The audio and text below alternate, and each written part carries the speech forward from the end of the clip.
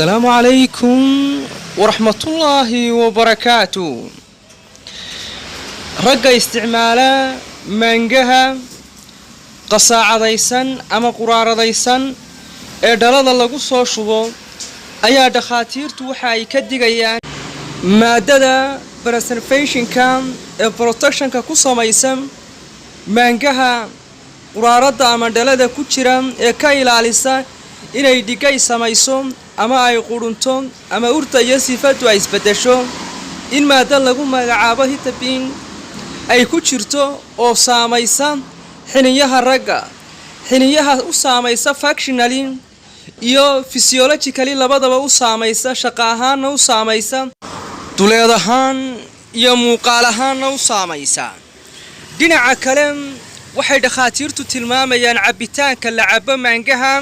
inay ku jirto sonkor aad u badan oo qeyr caadi taasoo iyaduna saamaysa insulinta jidhka ee gubta ama maadada jidhka isku ku balance garaysa in sonkorta jidhka ay levelkeedu ahaado mid ay ku maintain karaynayso normal levelka ama balancegeeda ay markasta ku saxayso haddaba dhinaca kale xiniyaha ninka ayaa waxa ay ku keenaan maadadani inay ahaadaan kuwo disable ah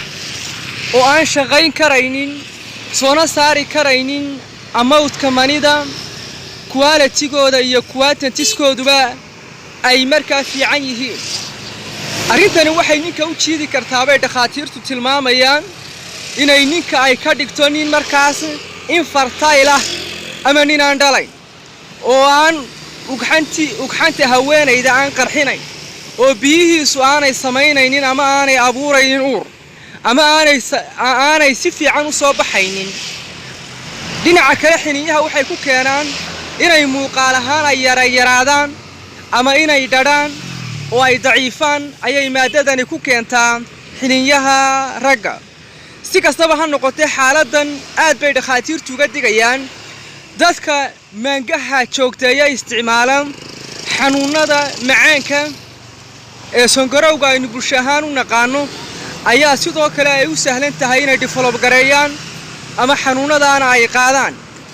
haddaba xaaladan ayaa waxay tahay xaalad mar kasta qofku haddii aanu ka warhaynin cabitaanka maangaha la kulmi karta guud ahaan bulshada oo ay xaaladda macaanka ama xanuunka sonkorowga khatar u galaya dadka aadka u isticmaalaan iyo ragga oo maadadani ay saamayn karto haddii ninku markasta isticmaalaba inay xaaladda halista badan ee khatarta ay la kulmi karaan maangaha qasaacadaysan dhibaatada caafimaad ayaa laga dhaxlaa waana mid u baahan inay bulshadeennu ay dhug weyn u yeelato waxa kaaga filan qudaarta orgaaniga ee dabeeciga inaad isticmaasho taas ayaana maangaha dabeeciga ee orgaaniga inaad qaadato ayaa ka sii fiican inaad markaa aad isticmaasho ka quraarada ku jira ee dhalaysan ee dhalada ku jira